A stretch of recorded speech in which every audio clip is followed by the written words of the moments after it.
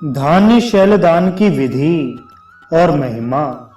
भगवान श्री कृष्ण कहते हैं, महान धान्य राशि से बने हुए मेरु पर्वत को मध्य में 3 स्वर्णमय वृक्षों से युक्त कर पूर्व दिशा में मोती और हीरे से, दक्षिण दिशा में गोमेद और पुखराज से, पश्चिम दिशा में पन्ना और नीलम मणि से, उत्तर दिशा में वैदूर्य और पद्मराग मणि से तथा चारों ओर चंदन के टुकड़ों और मूंगे से सुशोभित कर दे।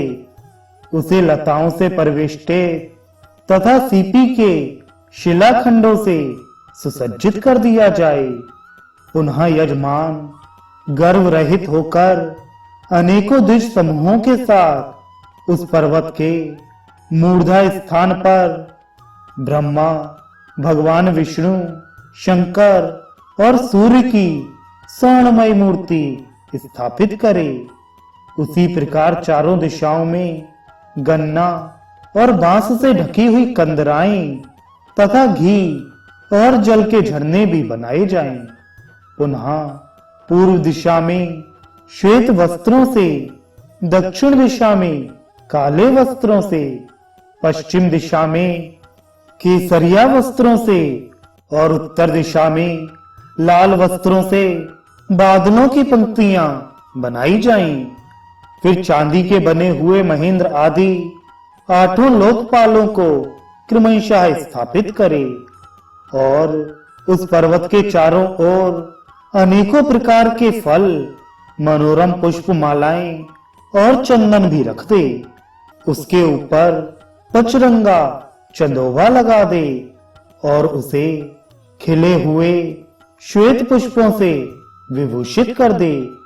इस प्रकार श्रेष्ठ अमर शैल सुमेरुगिरी की स्थापना कर उसके चतुर्थांश से इसके चारों दिशाओं में क्रमशः मर्यादा पर्वतों की स्थापना करनी चाहिए। ये सभी पुष्प और चंदन से सुशोभित हों। पूर्व दिशा में मंदराचल का आकार बनाए।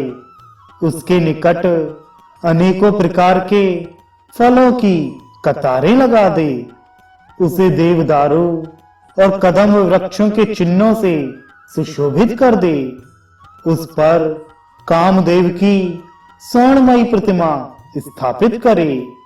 फिर उसे अपनी शक्ति के अनुसार चांदी के बने हुए वन और दुग्ध निर्मित अरुणोद नामक सरोवर से सुशोभित करे।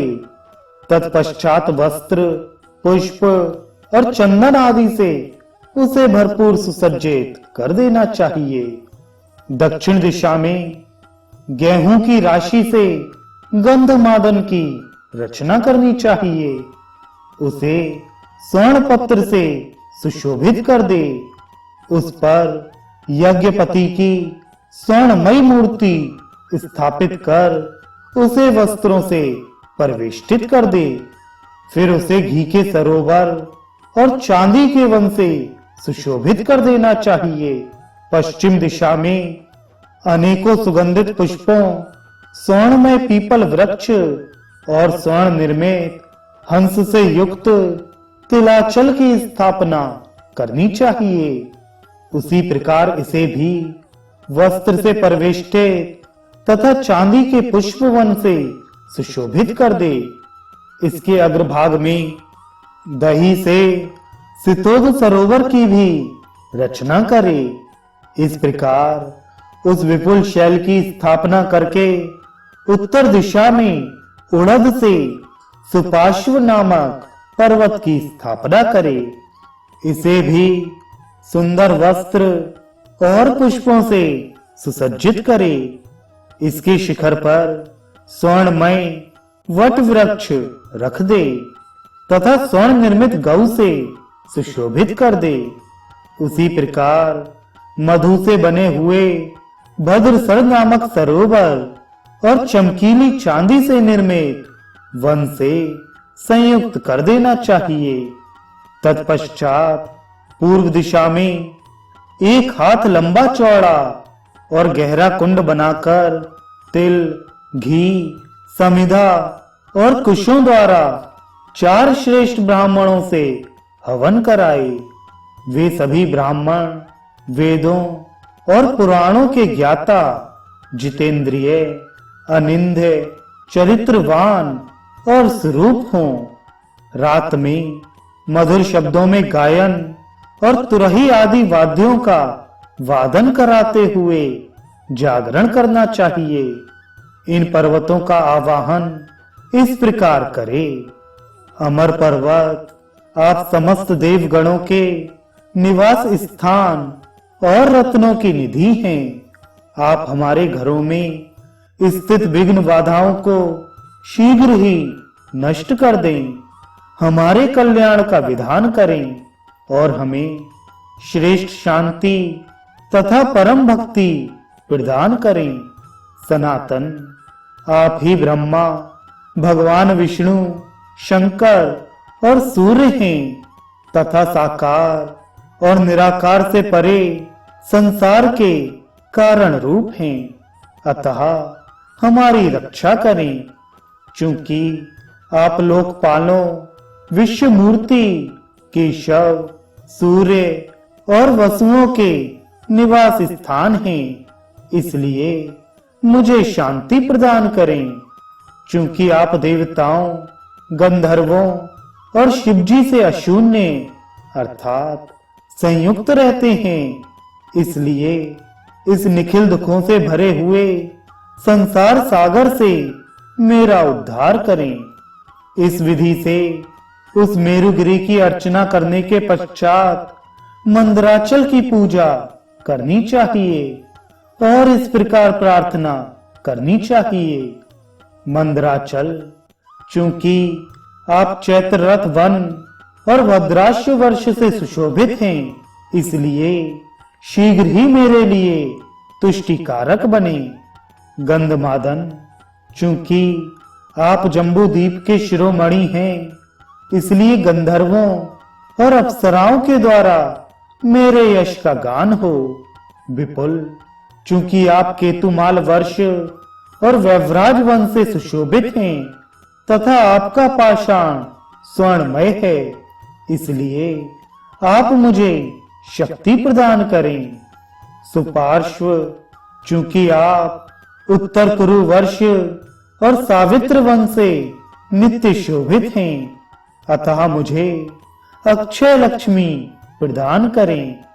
इस प्रकार उन सभी पर्वतों को आमंत्रित करके पुनः निर्मल प्रभात होने पर स्नान आदि से निवृत्त हो बीच वाला श्रेष्ठ पर्वत गुरु को दान कर दे।